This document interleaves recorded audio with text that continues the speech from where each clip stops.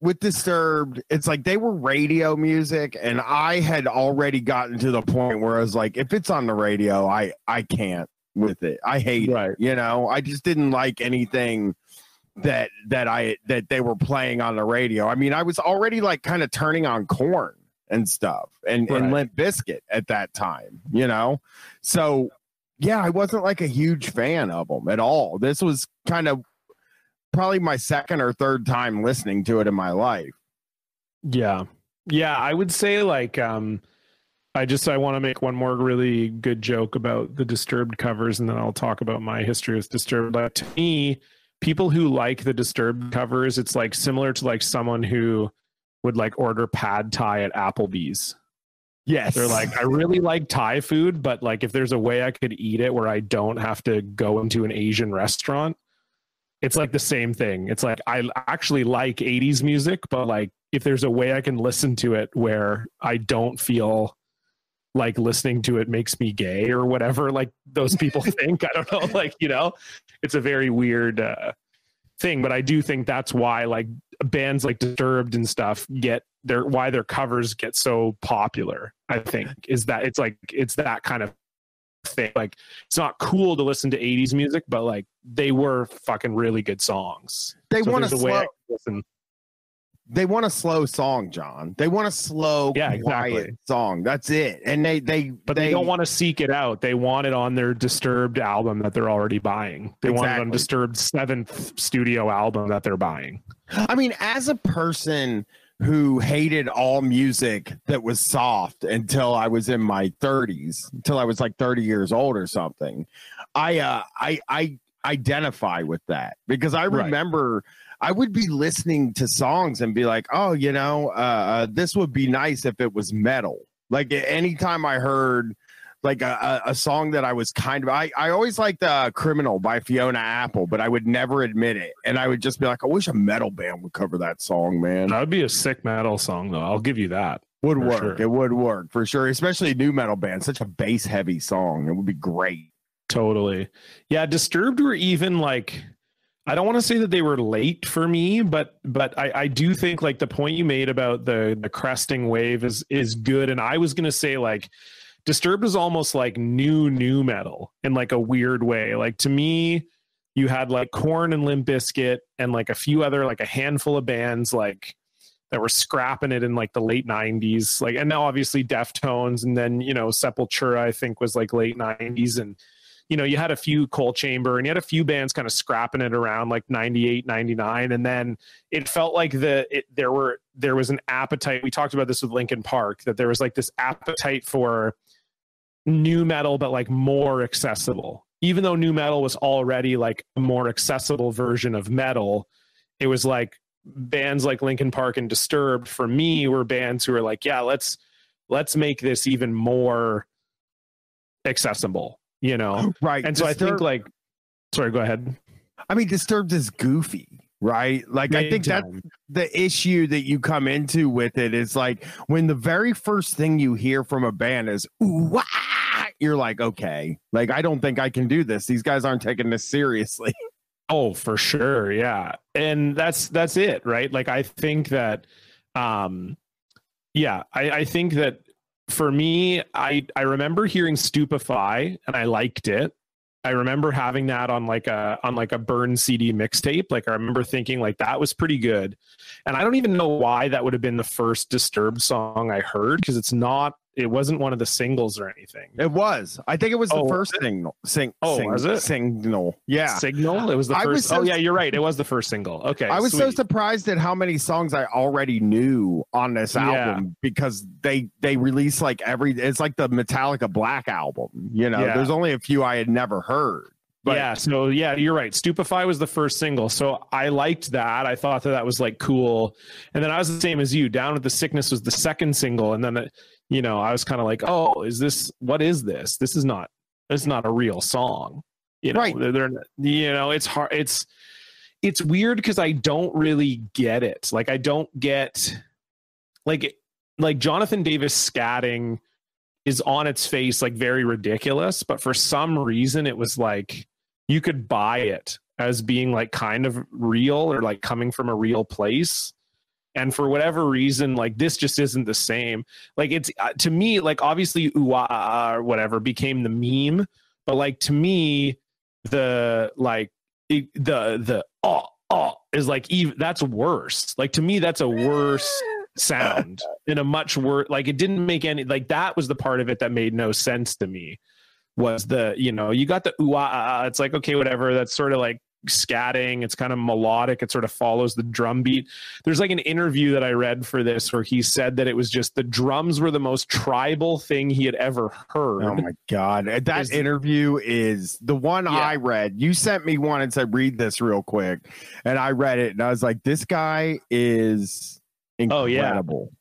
Oh yeah. We're going to get to that article later, but but that's one of the quotes is he's like, oh, they just, I was jamming. We were jamming with the band. They were playing that like guitar, bass, drum part. And I just thought this is the most tribal thing I've ever heard. And it just kind of came out, and you're like, oh man, like just, again, some of these new metal albums we review, it's like, you're like, how did this get through all these people? Like everyone else in the band had to be like, that's sick. And like the producer had to be like, dude, that sounds great. And the label had to be like, you know what? That should be a single. Like I don't understand how it makes it through all those steps personally. I mean, I gotta say, like listening to it now, I think some of that stuff makes sense to me. In the context of the whole album, like kind of understanding what he was trying to do. It's like some of the noises and the ooh and stuff like that. Like he was he was going for something that like I don't think he's ultimately very successful at. But yeah, he's going for like a tribal, almost like I don't know, like pagan thing, like and reggae, and he's like just mixing a lot of different things together. And I think that's one of the things, but that's like one, it makes more sense when you hear it in context of the whole album than it does just hearing the song. But at the time it was like, we made fun of it all the time. The ooh-wah thing, like we made fun of it. That was like a total turnoff the first time we heard it, Yeah. Of course. That's the thing about it is like when you're a metal fan and new metal isn't immune to this, like you do take the music almost too seriously to like something that you perceive to be goofy, Yeah, I think that this is like probably younger kids who got into this. Like, when this came out, you would have been what, 20? Even older. I was 21, I think. Yeah, so you're like 21, and so like I think maybe 13 or 14-year-old kids, like I would have been 15, almost 16 when this came. Or no, I guess I would have been 15, but it was just like, I think if you were younger, then maybe you would have, that it wouldn't have hit you as goofy. Like maybe if you're like looking at getting into new metal at that time, it wouldn't have hit you in that way. But like, I don't know, it's pretty fucking. Even for me being like 15 years old and only into new metal for like 2 years at that point, it hit me as very like stupid as well. It also hits me as cynical too. Like, I think that's why I like it now, is that like the whole thing feels like engineered to be just a bunch of number one hits, like for that time. His voice is not, he's screaming, but he's not really screaming. It's not an uncomfortable scream. The guitars are as generic and kind of as new metal as you could possibly be. They just are. Like the songs sound exactly like what all the other bands sound like. It sounds like an amalgamation of all the other bands, and his vocals are inoffensive. And it just seems engineered to make hits. And I think that's something that probably I appreciate a little bit more now in 2020 because it's cynical and it's funny. But like back then, it was just, I think I sniffed out that inauthenticity and immediately was like, this fucking sucks, Yeah. No, that makes sense for sure. I think everything, it definitely, I mean, even like calling your band Disturbed, right? Yep. Like even that, comes across as like kind of kind of blatant. But we'll get into the album facts here. So this is obviously The Sickness by Disturbed. It came out on March 7th of 2000. And it peaked at number 29 on the US Billboard 200. However, it spent a total of 103 weeks on the chart. It was the only Disturbed album to not hit number one on the US Billboard 200 until their seventh album. So this album kind of laid the groundwork. The next 5 after this all hit number one on the Billboard charts. And as of 2018, the album has sold over 5 million copies. It's been certified 5 times platinum in America. It's also been certified gold in Australia, the UK, and Canada. So, sorry, it's actually gone platinum in Australia and Canada and gold in the UK. It's fucking wild how, I mean, it is, this is mainstream, like, music, you know? Big but time. Again, as I was saying, that with the like being able to sniff out the authenticity, it also does feel like, it feels like if you did American Idol for a heavy metal band, you know, this is what you would come up with. This is, they feel like total industry plants, you know, right? And the music, it just really is like, it feels like it was written by a computer, I guess. Well, yeah, it is interesting in that, like, the one thing that I think is interesting about the band is the vocal delivery, because he's like rapping on most of the songs, but like not rapping. Like he has this kind of way of like singing it where it doesn't feel exactly like rapping, even though that's kind of the cadence. So like even on Stupefy, but like all the songs, he has all that kind of like da da da da da da da da da da da da da da da. Like that's on so many of the songs. It's like very staccato vocals where he'll run these like patterns and he like chops up words. If a word is 3 syllables, you're going to hear all 3 of those syllables very clearly. They're going to be like one beat of everything. Like it's not just Down with the Sickness. It's not just Stupefy. It's like all the songs on the record have that kind of vocal trick where it's like, it's almost like the vocals are acting as like another drum kit in a way, or like they're kind of mimicking what the drums and bass are doing. And I think that would be interesting if it wasn't on every single song. Yeah. When you listen to this record, like I still think Stupefy is a really good song. Like listening to this, I was like, still like, I feel like that's a really, to me, it's got just a really solid beat. It's really cool. I remembered most of the words, even though I haven't heard it in like 15 years. But then it's just like every single song, it's the exact same thing. It's just like a kind of like rise and fall in the drums and the guitar work, and he's just like following along. Da da da da do do da da da da do do da da da da do do da da da do do do. Like it's just, that's the whole thing.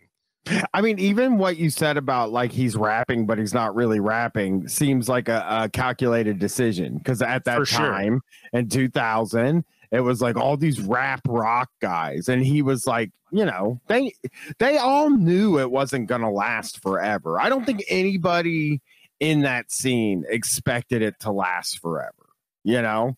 Oh, and yeah, for sure. And it took, the people that ended up lasting forever were the people who had a more business oriented way of thinking, I think. And he feels like a very business oriented person, you know? Well, but even like Korn, right? Like if you look at Korn, like how many albums do they have where they just tried something totally different? Like they have an EDM album, they have an industrial album, they have like, you know, I mean, obviously a lot of them still kind of sound similar, but like even kind of the, you know, the most popular band of this genre and the band with the most longevity was still reinventing themselves like all the way along, because even they were like, well, no one's going to listen to this forever. You know, John Davis heard like a Skrillex record and he's like, okay, well, that's where music is going, so we gotta follow it. I mean, he was wrong, but it's just like, yeah, it's just like that kind of thing is for sure. Like people knew that it wasn't going to last. And I think for Disturbed, they kind of found that like, this is new metal, everything else to me that they've done is new metal as well, but they did it in a way that was just like, it's almost like they're almost like the Nickelback of new metal, in the sense that like Nickelback took like alternative / hard rock and found a way to make it poppy where you feel like you're rocking out, but it's like very blatant pop songs. And it's like kind of the same with Disturbed. It's like Disturbed is like the band you love when you think you like heavy music, but like you don't really like, you really like pop music, but you need it delivered in this package. It's like heavy metal that they could play on the 4th of July mixtape sort of thing, which I know it's heavy metal they can play at a time where everybody's together, you know, totally. At a baseball game. Like they could play Down with the Sickness at a baseball game and everybody in the place. Yeah. Would get excited. And I think the music was made in order to do that. Like I feel it's perfectly done, I guess. Like there is something to them writing maybe perfect songs, but I don't like perfect songs. So that kind of hurts it, you know? And I think that's part of like what you feel from his vocal performance. Like, because his vocal performance is like, it's like he's on like a strict metronome as well. So it feels even almost more engineered, because it's like the vocals are so directly mimicking what the music is doing. Like the melodies are so, you know, like even like I'm just thinking about Stupefy, which like I said, I do like, but even the chorus where he's just like, he says the lines in the chorus in like a way that like no one would talk like that. Like if you just, he's like, see, but I don't get it. Don't you think maybe we could put it on credit? Like no one sings like that. Like it's so overpronounced. Every hard syllable. Don't you think it can take control when I don't let it? Like there's no feel. There's no soul to the music in that way, right? Like it's like the vocals are just another instrument that's playing to a click track. Like it's all, you can hear that like da da da da da da da da, like in all of the lyrics and everything. Like it's just, that's the part that really gets me. It's like I think there are good, like some decent songs on here, and I think that it wasn't painful to listen to, because it is like so well produced and well engineered that you're like, okay, yeah, like this is fine. Like you never hate it. I never hated it when it was on, but you're also like, how is this so popular? Like how did so many people decide like, okay, yeah, this is what I want? I mean, I think that's a really good. I just think this is it's a Disney musical. Like if they did High School Musical heavy metal, this is the music that would be in it. And his voice does like the way that he sings does a disservice to the heaviness of this album too. Yeah. Like where nothing sounds heavy. None of this, like there are songs by Deftones that are like quiet songs where Chino screams in it, and it sounds heavy as fuck and heavier than anything on this album. Nothing sounds heavy. And I think it's from what you're describing. It's like the vocals just fit right there in with the music that almost all kind of sounds the same. They make all the same sounds in all the songs. It really feels like they figured out one song and then they were like, how can we make this 9 times so that we can sell it? Yeah. Oh, for sure. For sure. And it's just like, it is funny to me. Like I was saying this to Dan before we started recording, like it feels too, like it's funny. You said that this sounds like cop music, and someone actually like tweeted that at us today too, saying that like Disturbed is like super cop music. And it is in a way, like every song feels like he's like fighting something. It's like he's against something in every song, you know, like if you just look down the track list, it's like, you know, it's like, oh, Fear, like the song Fear is literally just him being like, you know, we got to fight fear, you know? Yeah. And then like song set, like Numb, the song after that, it's like, I've been fighting so long, I feel fucked up, you know, like, and then there's even a song just called Conflict Like it's a like to me, it just seems like every song he's doing is against some like invisible enemy. And it's like very funny where that Billboard interview where it was like it's a 20-year retrospective, which we end up doing a lot on this podcast. It was done by Billboard.com. And it's funny where he talks about Down with the Sickness, and he's like, it's really interesting because he even admits that like there's not really like what he's saying is not even anything that really happened to him. Like it's almost like the antithesis of Korn, right? Like I think John Davis would sing about these very personal experiences that were very raw and very real, and he was like abused as a child and whatever, and he talks about that. And it's like a lot of people who listen to Korn were not abused as children, but they could take something out of that. So they could be like, okay, he felt like, adults were against him, or he felt alone, or whatever. It's like he was giving you the very personal experience, and you could take out of that experience what you wanted. And Disturbed feels like he's just singing about a generic experience, and then you put your own experience on top of it. So it's like instead of taking something away from it, it's almost like you're putting something onto it. Because he says here, he's talking about the Down with the Sickness, because Down with the Sickness has that kind of like bridge part, that like spoken word, and he talks about how radio ended up editing out that part, but that the album version is the album version, and that's the version we play live every time we play it, and that's the one the fans know and love. Quote, "Mommy, don't do it again, I promise," they scream along with it. The tragic part is just how that little section ends up making my poor sweet mother feel. It's not like my mom actually beat the hell out of me when I was a kid. The whole thing is an analogy, and a lot of people have used it as direct interpretation for their own cathartic purposes, and so be it. I love that, but it's not what I wrote it as. And it's like, but then what were you writing? Like you're trying to say that this thing happened, but it didn't really. So you're just like trying to like, and that's the most specific example. Like most of the songs, as I say, it just seems like he's kind of like fighting some invisible enemy, and you can just like decide how you want to interpret that enemy to be or whatever. That's a specific. You're right. What we're talking about though is a specific thing that he wrote about. Like with the mom thing. Yes. Yeah. I mean the thing that I found in that article that I think was the most interesting to me is when he talks about the bands that he was in before, because they're like he talked about, I was in bands that were a lot more like Red Hot Chili Peppers and stuff, which to me, those guys' songs have always been sort of corny party rock music too, and I think this is like party rock. You could play Disturbed at a party.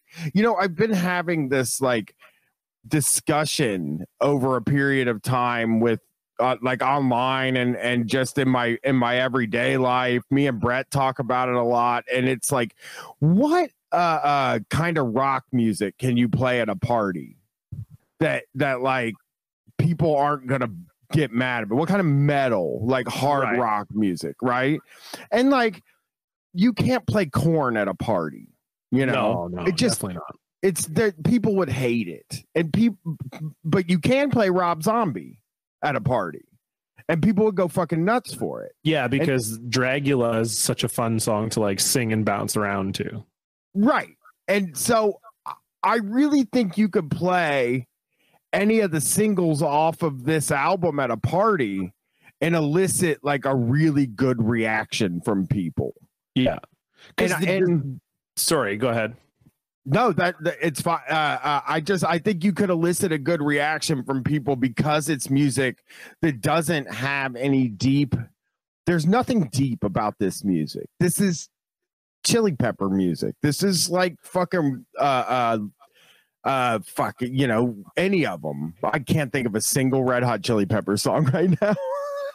Oh, there's lots. There's like tons of them. Scar Tissue, Other Side, Californication, Yeah. Yeah, Suck those my songs. Suck My Kiss, Give It Away, Under the Give Bridge. It Away. There you go. Give It Away. Like that song's like not about anything. And probably really a perfect illustration of what I'm getting at. Because I think like if you look at how Anthony Kiedis sings in Give It Away, and you compared that to how David Draymond sings in Stupefy or Voices, then it's the same fucking thing. You know? Yeah.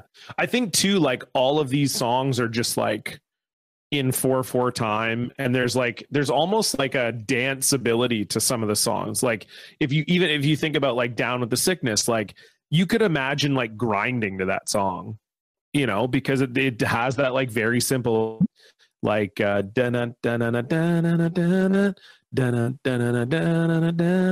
you can dance to that. There's enough there that like, yeah, if it came on at a party, you know, you'd kind of maybe be more like moshing around or bouncing around. But like if you wanted to, you can get it onto that, or you can grind it out to that. Like I wouldn't personally. Okay. It's not something well, that I don't be believe that. I think hey, listen, it didn't happen in my lifetime, but I'm just saying, like, I agree with what you're saying though, that there's a simplicity and a directness to the music, and like almost, yeah, kind of like a rap sensibility of like, you know, it all being in 4/4 time and the vocals kind of just following the music that does make it more party-ish than your Corns and your Limp Bizkits and such. Although Limp Bizkit had a few songs you could probably get going to. I also don't think I don't know if I'm saying that's like a bad thing. No, I'm not saying it is either. I'm just saying I don't want the listeners to imagine me grinding to Down with the Sickness. That's more what I was getting at. No, they are going to do that now. You now put it in their head twice. I'm going to do that when I go to bed. And then the fucking problem is I've met you and Becca, and you're very nice people, and I don't want to imagine that. That's fair. I understand that. I respect it. But yeah, it's. I mean, in the end, like this could have been written by a computer. I think written and performed by a computer, and probably would have got about the same fucking songs if you just popped in. You know, like it seems like something you could just type in reggae, hip hop, heavy metal, and Red Hot Chili Peppers, and you would like have Disturbed. That's like what they are. Totally. Yeah. No, for sure. And I think like we've said, it does feel a little bit cynical in that it feels poppy, and it feels directed at a group in a way that I think bands like Korn and Limp Bizkit weren't really. Like, pardon me, to me, Korn and Limp Bizkit particularly got successful like in spite of what they were doing. Like, I don't think Korn wrote their self-titled record and thought we're going to be one of the biggest bands on the planet. It was like they just did what they were doing and people liked it and they got popular.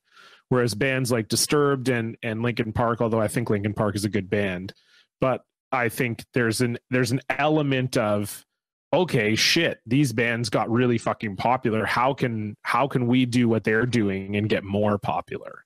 Right. Yeah. And I think that's the issue I think I have with this, is that, and it's all the songs sounding the same too. Like, I mean, you listen to any Korn record, you know, or any Deftones record, or even Limp Bizkit, like there's a lot of different song styles and a lot of different things going on. And this album has none of that. It's like you put this on in the background and you would have no idea when songs start and finish. Yeah. It's got a very Puddle of Mud quality in that department. Yes. Where it was just like, fuck, am I listening to like the same song over and over again? You know, also, you know, what we're saying about like what I was saying about like where they could play this music. The reason I got to thinking about that is because I heard the story. It was Brett that told me about it, got me listening to the album, but Megadeth has a song called Crush 'Em that was written in the studio. He like got somebody, he got like a big producer, he traveled to Nashville and he got him to put this song to, he got a song written and put together and it was engineered. He wanted it to be played at hockey games. Like that was his fucking goal. So he wrote this sports song, that, what sports people like.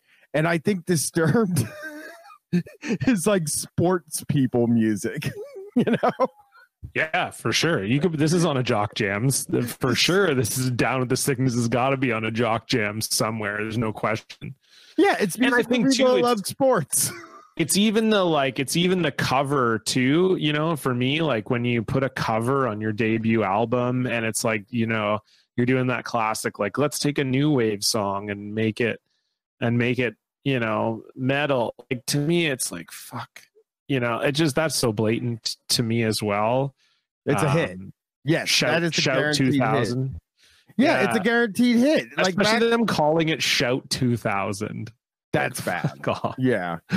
So bad. Like, oh, this is the Y2K version. Although I will say, there are two lyrical moments on this record that are two of my favorite nu metal lyrics of all time.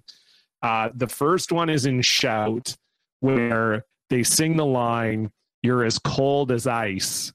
And in the background, David Draymond just goes, "Ice, ice, baby." Yeah, I love that too. And it's so fucking stupid. It just goes along with the whole like, ooh, wah thing. Like to me, that is like the same shit. It's like the same thing where it just like, yeah, just people, hey, that's like a thing people liked. I'll just ice, ice, baby. Like, oh, it's so good.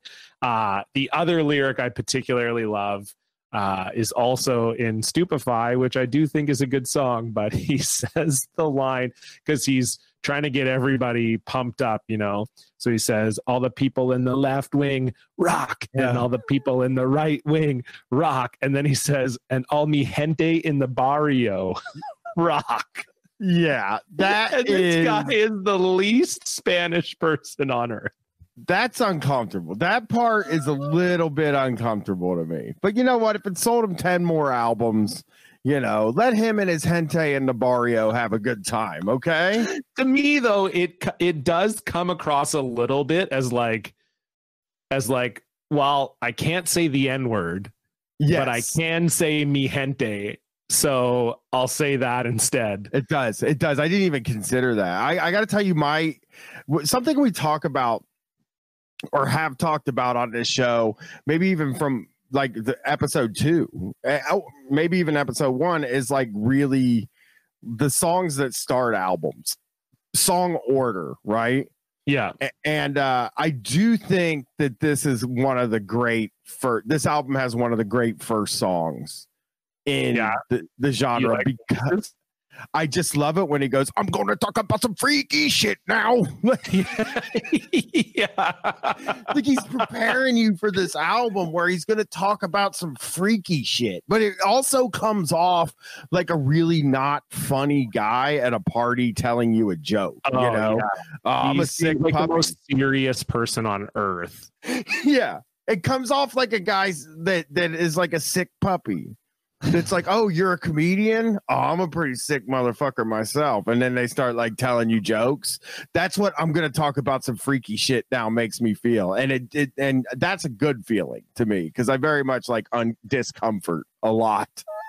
Well, it was funny too. Like I was trying to read. So this is just like, because this really comes out as like everything about this band is so over the top. And so this is a great kind of like, sort of wraps this up in a way, like, because again, you can't, like, these are the things like about the, like, I'm going to talk about some freaky shit now. Like that is so stupid and over the line. And then like this too is so I was trying to remember like what songs were on their second album, because I couldn't remember like what the other like popular songs they had were. So I was looking at their second album, which is Believe, and it says, and this is like, obviously this is a sad story, but it's like just the way it's delivered makes you feel like David Draymond must be the most serious person on earth, because it's like, or that's at least what he's trying to present, because it says, so this Believe came out in 2002, and they recorded it in the fall of 2002, or sorry, it was recorded in spring of 2002, came out in the fall. And in 2001, when they were like kind of writing some of the songs, it said that summer, vocalist David Draymond's grandfather, an Orthodox Jew, died in Israel. At a young age, Draymond was beloved by his grandfather. However, when Draymond became a heavy metal musician, elder cut off their communication. It was not until the grandfather fell ill that he wished to see his grandson. But by the time word got to Draymond, who was on Ozfest, his grandfather had mere hours to live. Regarding his grandfather's death, he noted, "No one could look at the aura I projected over the course of that next week and not feel my pain, and those feelings very definitely will present themselves on the record." Oh my God. Oh man, this guy fucking rules, man. Does he have a book? I need to see if he has, because he's got to have a book. Well, right? in If every Corey interview Taylor, you read, he talks about how smart he is. So I'm sure he probably has a book. I only looked at like 3 interviews, and in all of them, he talks about how he was crazy smart. Yeah. So, how he was a dual major, triple major. He was a triple major. In another interview, he said that he had a 3.75 GPA and that he scored over 1,400 on his SATs. He makes repeated mention of how he went to Loyola University. So, I mean, if he doesn't have a book yet, I mean, he's going to have a book, man. He doesn't. He doesn't have one. It sucks. It's coming. They got it's the David, coming, and it's going to be serious. Oh my God. Yeah, because I mean that Billboard interview is truly a piece of art. Like everything I read in that thing was like every sentence that every time the next sentence would come, I'd be like, what is he gonna it was so exciting. When they asked him about his guilty pleasures, it was fucking mind-blowingly great. Like it just made me so happy, his answer. Okay, we'll get to the article momentarily. Before we leave the album talk, I just know that you wanted to talk specifically about Dropping Plates. So it's just the best song. Let's talk about Dropping Plates. It's just like the best song that's ever been made, really. And it's the best nu metal song, and it truly captures the spirit of nu metal. Like, and you know, when you say that all of these songs sound the same, you are right. But this is the song that shakes you out of that. Yeah, you know? Second last song on the record. I love to be shaken out of my stupor before the record ends. Yeah, and I don't know what Dropping Plates means. I think it's a weightlifting song. No, it's not even. It would make more sense if it was. I believe he's talking about putting records on a turntable. No, that can't be. I thought it was for banging I think and that's what he's in the gym. No, I think he's literally talking about like our record's going to be so good, we're going to be like dropping plates on you. Because even if you look at the lyrics, he's talking about music, right? Because he says, well, here we go again. Get up. A little something for your ear hole. Get up. A little something for your ear hole. It's like, that's, I got so uncomfortable. There's 2 times where I got really uncomfortable, and a little something for your ear hole was one, and the other one was bring the violence is significant. And I was like, dude, yeah, there's a lot going on here. He loves to talk about that in interviews too. He loves to talk about how he's been in lots of fights. That's like his bit. He loves just I was in a lot of fights though. He seems like the type of guy that like would talk about how many fights he got in and then would get his ass kicked by like AFI's bodyguard or something. I mean, like an Ozfest. The facial piercing seems to me like it would be an indication that he doesn't get in a lot of fights. Yeah, because I would assume you get punched in those once and all your teeth get knocked out. But again, he probably got that when he figured out he was in a heavy metal band. You know, the facial piercing he probably didn't have one, and then he went and did this audition, and these guys like played metal, and he decided he was going to be in a metal band. He was like, I got to get a heavy metal thing going. I got to get a more heavy metal look. You Yeah, know? he probably didn't have those when he was auditioning for the Red Hot Chili Peppers style bands. No. Bring the violence is significant. Very uncomfortable. He Very definitely uncomfortable does with the have like Jamaican. a patois when he wants it. Yeah. And it's just like the whole fact that like the final chorus of the song is like 1 minute long and it's just over and over. Here I come, I'm dropping plates on your ass. Well, here I come, I'm dropping plates on your ass. Plates on your ass, bitch. Plates on your ass, bitch.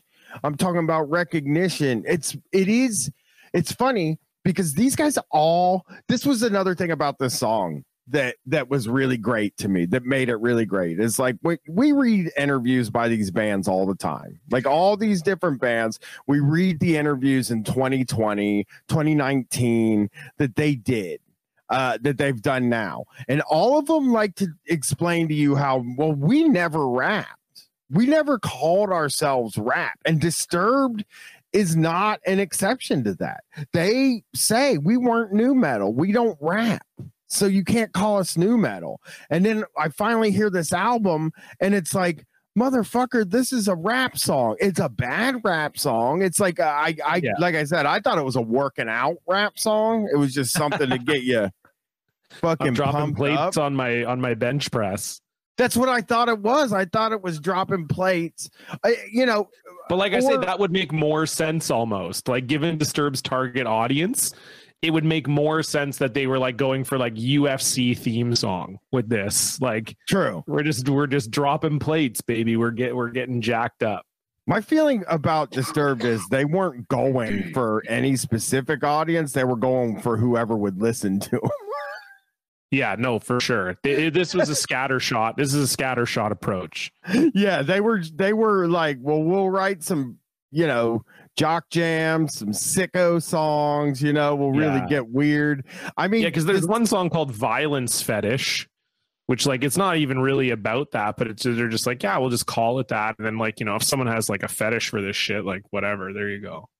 I also dig but it's something we got to talk about on this show because it's something that came up a lot when I was talking about doing this show online, is the Down with the Sickness, the breakdown in the middle of that song that is not on vinyl or not on the record, not on the they didn't play that on the radio. It's only on streaming. It's only on the album, which was that quote that I read where where he says that they always play it that way live, but radio would never have that middle part in it. Actually, nobody likes that either. That's the only thing. It's stupid. It's really awkward. It's very Godsmacky. It's very Godsmacky to have kind of like an ominous drum and bass breakdown in the middle of a song with some kind of like spoken word shit. It's also very hey, that song where how Korn at the end of every album, like they cry or have like an emotional moment? We got to get one of those too. It feels like he's shooting for an emotional moment there, Yeah, totally. It doesn't work. Yeah. It just feels uncomfortable. It feels like sexual, Well, yeah, because so we can read the lyrics are, no, mommy, don't do it again. Don't do it again. I'll be a good boy. I'll be a good boy, I promise. No, mommy, don't hit me. Why did you have to hit me like that, mommy? Don't do it. You're hurting me. Why did you have to be such a bitch? Why don't you just fuck off and die? Why can't you just fuck off and die? Why can't you just leave here and die? Never stick your hand in my face again, bitch. Fuck you. I don't need this shit. You stupid, sadistic, abusive fucking whore. How would you like to see how it feels, mommy? Here it comes. Get ready to die. Ooh, wah, ah, ah. And he literally follows it with that. God, I gotta tell you, like that feels made to just go in the daddy slot when we need a daddy song. You know what I mean? Right. But we can't write a daddy song. We have to because if we write a daddy song, that's Jonathan Davis's territory. Yeah. So let's make it mommy. Yeah. Well, especially when he admits like, yeah, my mom never beat me or anything. Yep. It's like, well, so, okay. So then what? Like it was kind of like an analogy to what? I mean, it's very specific. You know, it doesn't make any sense. It'd be like if a baseball player was like, yeah, I hit a home run last night to like a girl at the bar. And then she's like, oh, you hit a home run last night? He's like, well, no, like it's an analogy. Like, yeah, I'm a baseball player, but like, it's just, I didn't actually do it. It's just an analogy. Like I had a good game. So I like kind of hit a home run. You know? It doesn't make any sense. Like, oh man. You're totally right too. It is a very much like why? I mean, first of all, why tell people it didn't happen other than to like vindicate your mom? You know? Yeah, exactly. But oh, my poor like, sweet little mom. Don't write it then, dude. Nobody made you make up a scenario in your mind where your mom's beating you up, and it makes you wonder like what is the analogy there? It's so highly specific. He's actually saying if it was no mommy, please, you know, you're such a fucking bitch and stuff like that. That's, I guess, whatever. You know what I mean? That can be an analogy, but he's saying, stop hitting me. You're hitting me. So he's put like the stick telling down. a story. Yeah. Yeah. Take the stick out of your hand and put it down. Yeah, he's telling the whole fucking story, and I he's agree. Like, "That didn't happen." I agree too. Like this guy obviously has like a lot of weird sexual energy. Like a lot of the songs and the lyrics feel very sexual. And you know, we kind of got that backed up on the last episode when Fallon Bowman from Kitty talked about touring with Disturbed and them buying like 40 dildos and throwing it at them on stage. But like I agree, it starts out almost kind of sexual.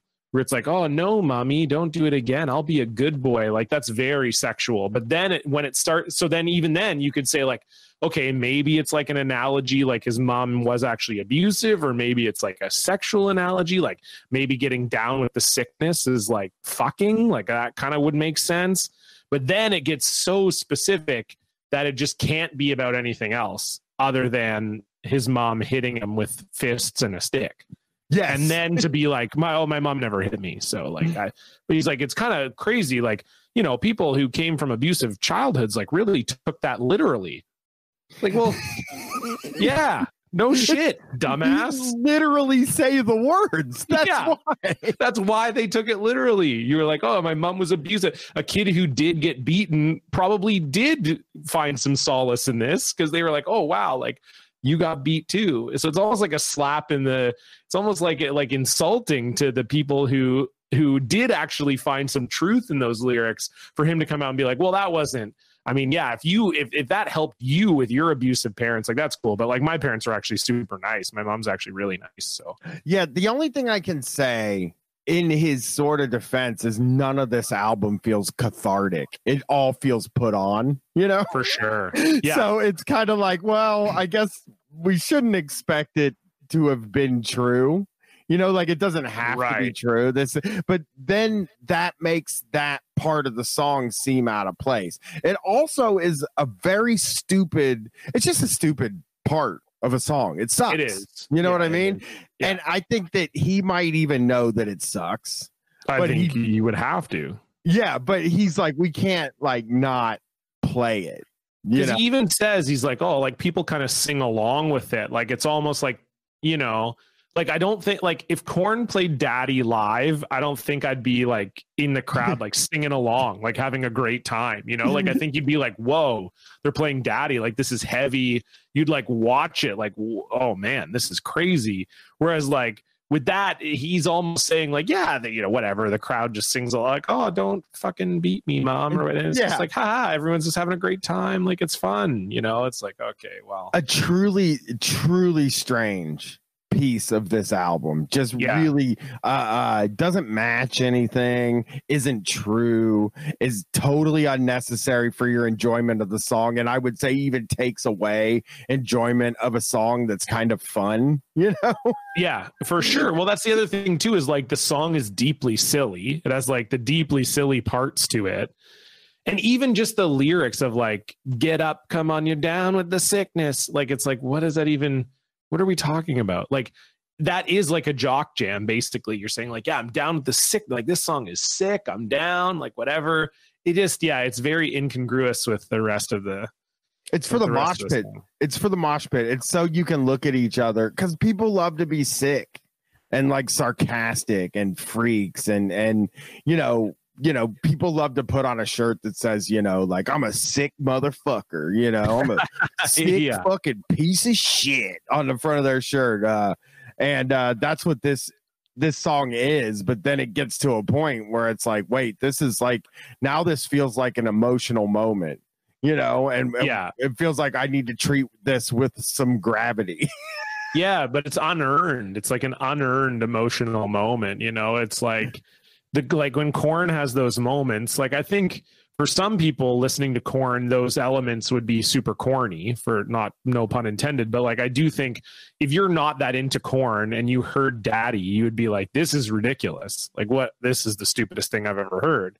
But then but if you like Korn and you've listened to the whole album and then Daddy comes on, it feels like an earned finish to the album where you're like, okay, yeah, like this guy's clearly like gone through some shit. This album's really emotional and heavy, and there's lots of songs that kind of lead up to this point. There's Clown and Faget and songs that like really like kind of drive this point home. So when he gets to it, it feels really earned. Whereas this song is like the fourth song on the record. It's on a song where the guy's literally going, ooh, and then you're supposed to like take it seriously. It's like you haven't done anything where I'm supposed to believe that, like, you went through this like emotional trauma. Like, this is boring. Like, this is boring. This isn't, I don't know. Yeah. It's like a Quentin Tarantino movie, but not good. It's just edgelord shit, Yeah. And that's true. It's really strange, and it doesn't match anything. And it reeks of a guy that thinks he's like super deep, and which he does. And so it just reeks of a guy who thinks he's really deep and is not a particularly smart guy. No, that's for sure. Well, let's speaking of that, like, let's get to this interview. So this is Disturbed's David Draymond talks 20 years of the sickness and how his band never stopped climbing. And this is from Billboard. And this interview is actually from March 5th of this year. Of 2020. So it was like literally the week of the 20th anniversary of this record. And Bryan, you seem to hate this one a lot. What were some things that you took out of here that you didn't like? Let me think. Let me get it up. Real quick. I'm sorry. I will say, like, oh yeah, nice. Hell yeah, dude. Get that money, baby. Get that money. It caught me off guard there, but let me get the interview up. Yeah, get it up. I do like the right away you can tell he's like just takes himself like it's not even that he takes himself seriously, but that he wants to appear that he takes himself seriously. Because the first story, like they just asked the basic question of like how Disturbed came together, and the answer is like 5 paragraphs long. Yes. And in that answer, he says like, oh, I tried out for like a bunch of bands and they were all just like cover bands. And I didn't want to play covers. Like I wanted to be in a band that played originals. And so I just auditioned. And finally this band, like I met with them and they agreed to play original songs with me. And then it was like, just, it hit instantly, like right away. It was so cool. And it was like, great. You know what? I'll bring this up as a guy that has been working with a guy for almost a decade now, that is known for being a part of a team, right? Me, like I'm known for being like a part of this team, and I do this thing that a lot of people were inspired to do other stuff from. So I get interviews and we do interviews, right? Yeah. And like invariably in these interviews, they ask how we got together and how we started working together. And we basically have a story that we tell, like you kind of distill, 4 years leading up to something into like a 2-minute story. But like we try to put interesting stuff in it that is like that might catch people off guard, might be just funny to somebody.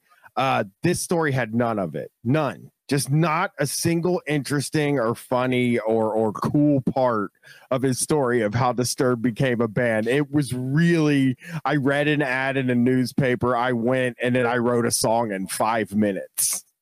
Yeah, and it made the record. That was the whole like, oh yeah, we just like, yeah, the first song we ever wrote, we obviously had like, he calls it very blatant chemistry, which I don't think that's the right, but he's like, we had very blatant chemistry right from the beginning. And yeah, that like song that I jammed with them the first practice was like on the record. So yeah, we just fucking nailed it right away, you know? And it's like, oh my God, dude. Yeah, like, yeah, you're exactly right. Like that's the thing, is like, it's almost impossible to picture him laughing.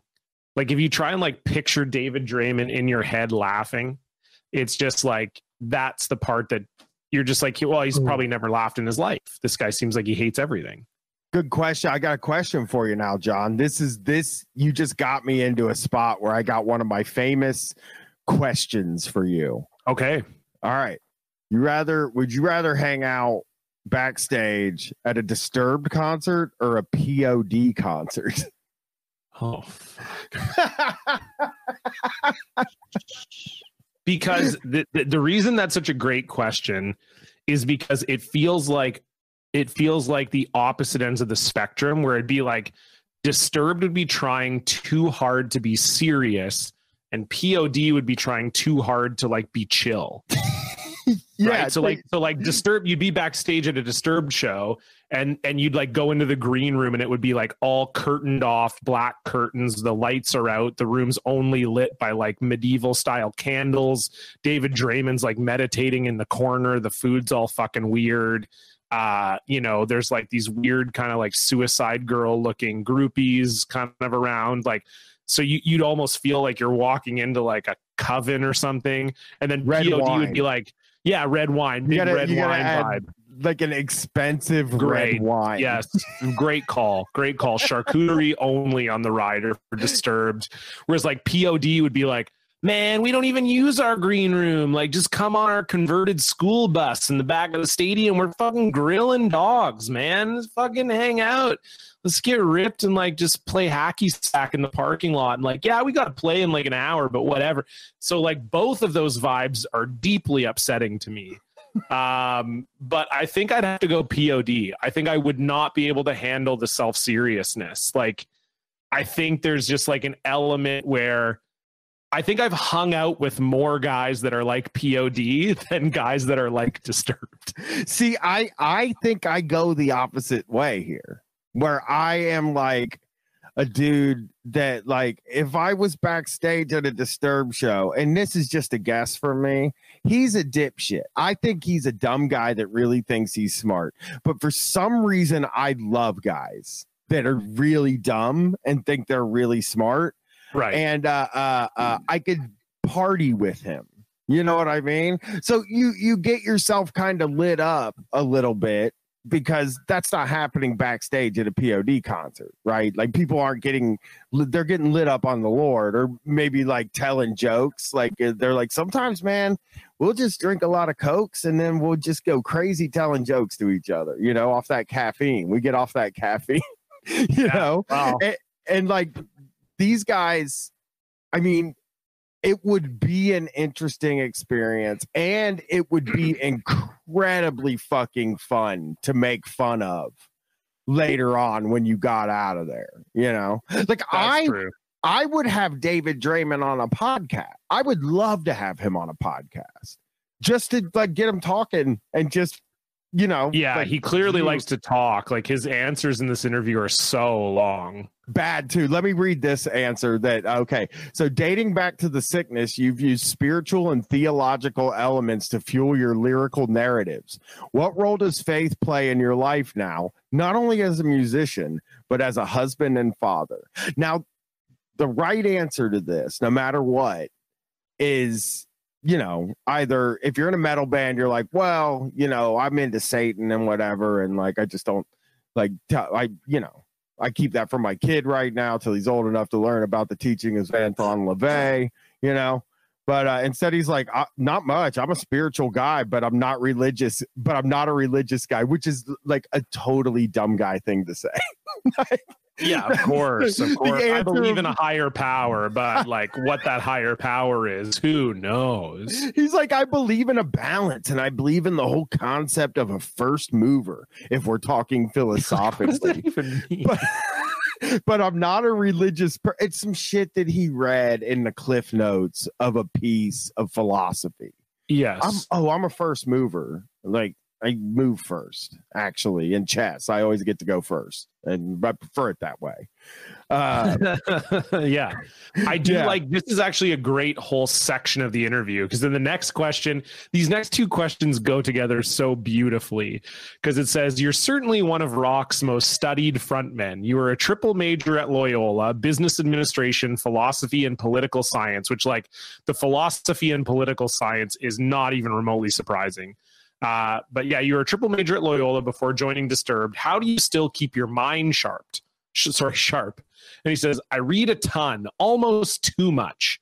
It's constant. It's not novels or anything like that. It's always information. It's always a periodical, data, and news. It encompasses more of my day than I care to admit. Like, I can't even, my day's so fucked. I'm just reading so much news, And then then the next question is so funny. Any guilty pleasures, bad TV, things that aren't particularly intellectual? Not really. Everything I sink my teeth into has some sort of pseudo-intellectual side to it. For instance, me and the wife just plowed through The Witcher. Now, you can say it's a dumb entertainment to a certain extent, but not really. There's intricacies involved there. There's decent plots going on. I guess that's about as close to guilty pleasures as I get. That's my He's favorite. Talking about that there's a pseudo-intellectual side to the Witcher TV show based on a video game. I mean, I know the video game is based on books, but like the idea of, like, he can't even admit, like, that he just liked to watch The Witcher because there's boobs in it and sex and, like, mystical storylines. Like, he just had but there's, there's some intellectual shit going on there. You just got to look for it. It's like he's putting it on the reader. Like, you might have watched The Witcher and thought that it was just like boobs and sex and sword play, but if you were smart like me, then you would understand that The Witcher was actually very intellectual. Yeah. I mean, and it's just a guy that can't admit. He just I want to go with the first thing you said about how he doesn't read novels or fiction or anything like that. He doesn't have any bad TV he watches. He only watches prestige TV, like The Witcher, for intellectual reasons only. Just studies it and he didn't. Secondly, he would probably tell you, no, I know The Witcher from the book, not the video game. Right. Yes, of course.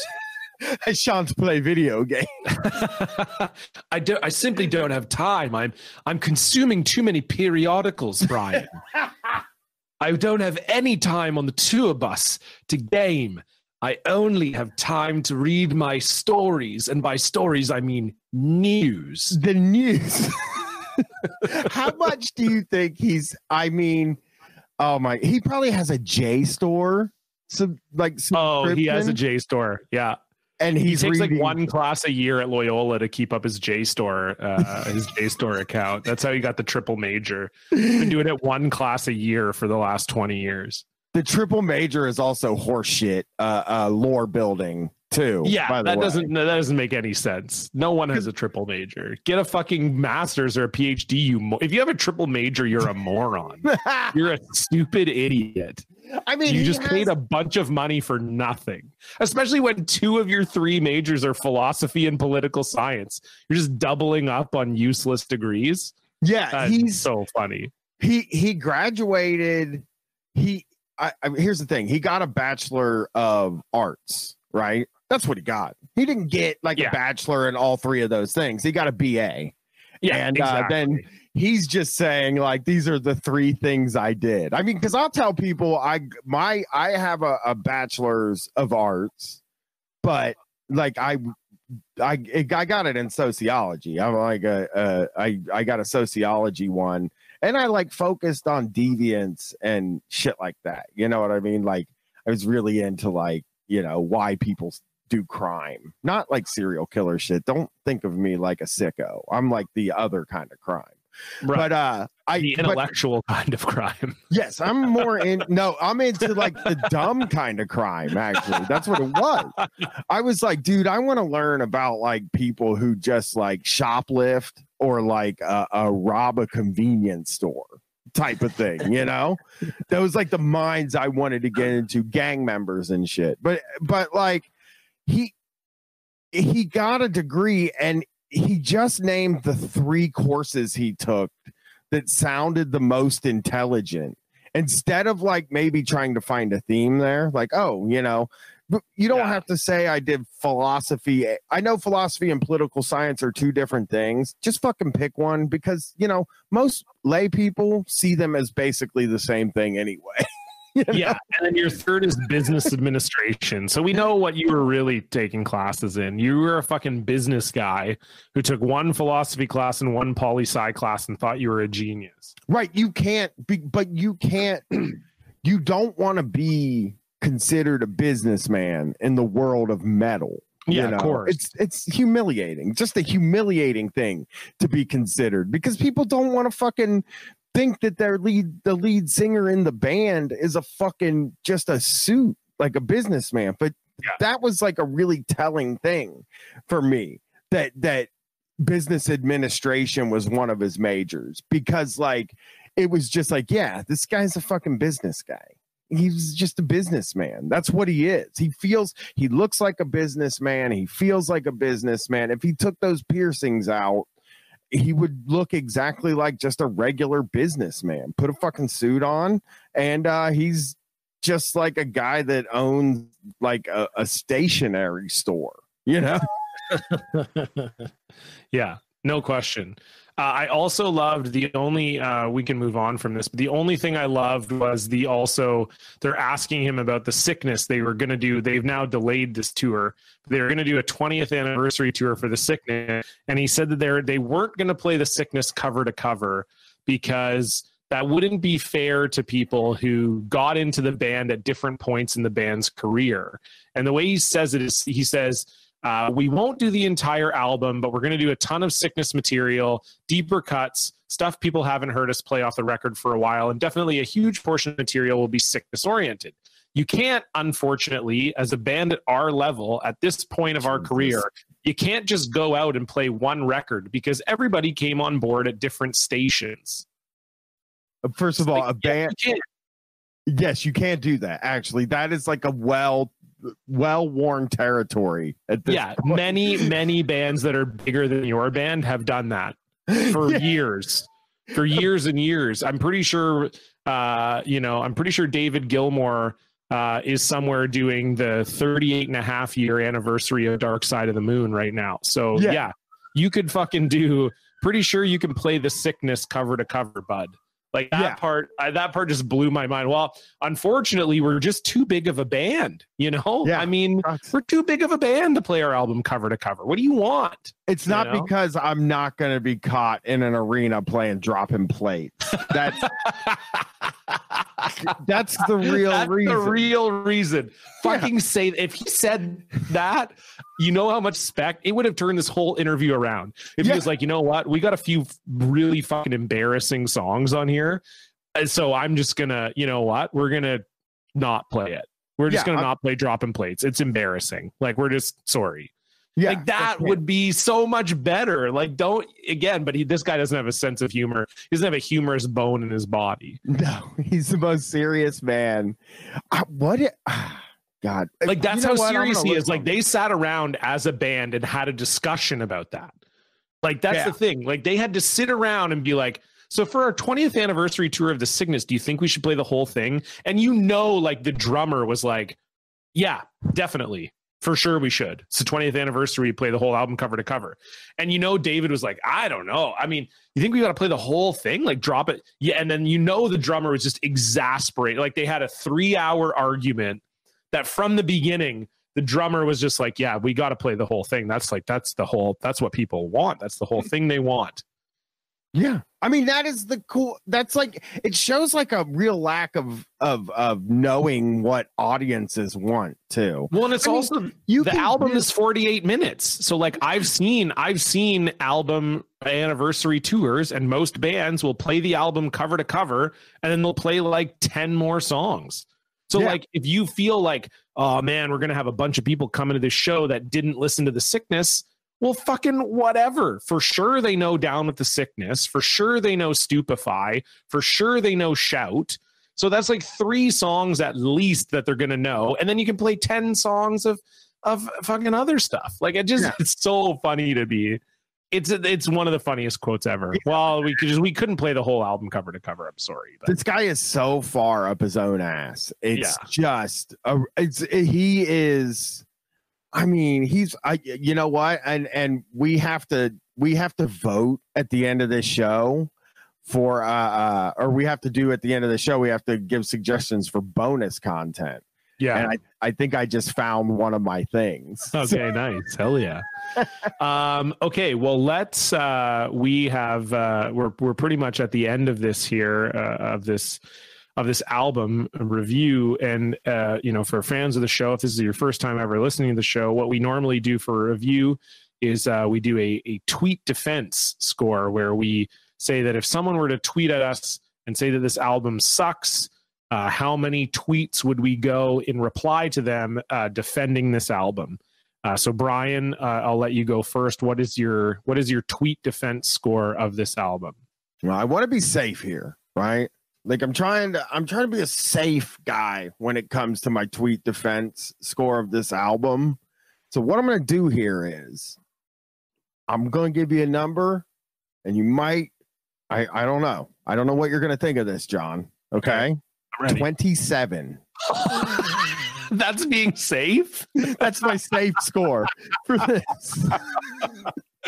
Okay, well, you're gonna have to unpack 27 for me, because that is the highest tweet defense you've ever given any album on the show. That's exactly why I picked 27, because as you know, I never remember what I gave the last album, but I definitely wanted this to be the highest rated album that I've ever done. And I figured, maybe I gave somebody a 25, like maybe Deftones, like a 25 or something like that.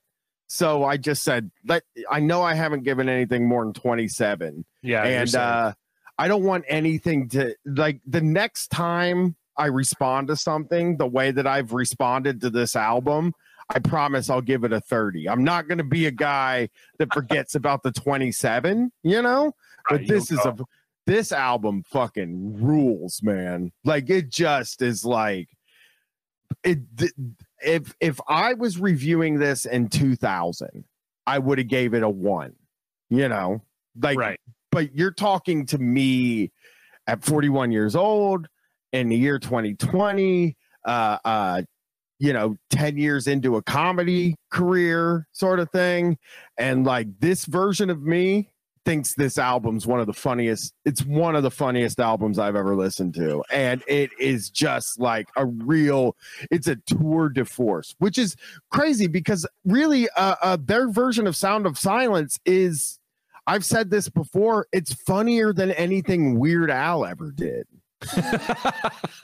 That's probably true.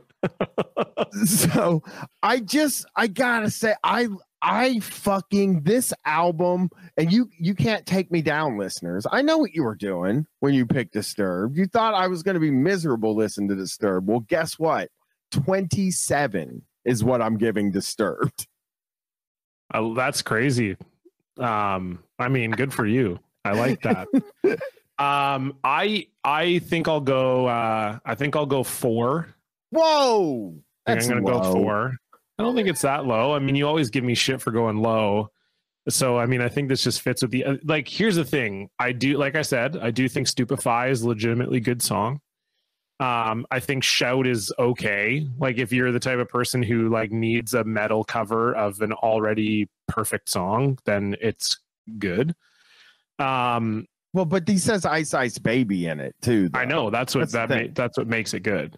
Yeah, it rocks. Yeah, that's the only part that makes it good. Otherwise, I wouldn't like it. I wouldn't like it nearly as much. As cold as ice, Ice, ice, baby. John, I might listen to this album tomorrow. Wow. Right? I mean, that's which is like, I don't even have to. You definitely don't have to, and I won't be listening to it tomorrow. But I like Stupefy. I like Shout. I mean, Down with the Sickness has it is what it is. Voices. And I also think that Voices is fine too. Like all the songs are fine. Like there's no bad songs on it. There's no good songs on it, but there's no bad songs on it. Well, I think Stupefy is a good song, but then like the rest, nothing else is good. But like none of it's bad. Even Dropping Plates isn't bad. It doesn't sound bad. The lyrics are fucking weird as hell, but it doesn't sound bad. If you just have it on, it's not going to like ruin. If it comes up on shuffle, it's not going to like ruin your life that it's on. And also like David Draymond is just super funny, which we've learned. So like to me, that counts for like at least one tweet where if someone was like, yeah, but Disturbed sucks. And I'd be like, but Stupefy is good. And they'd be like, okay, yeah, but like David Draymond sucks. And I'd be like, no, he fucking rules though. Like he sucks, but he sucks so hard he kicks ass. Dog shit, idiot, dog shit guy, idiot. Yeah, but we love it. So I would go 4. That's my tweet defense score.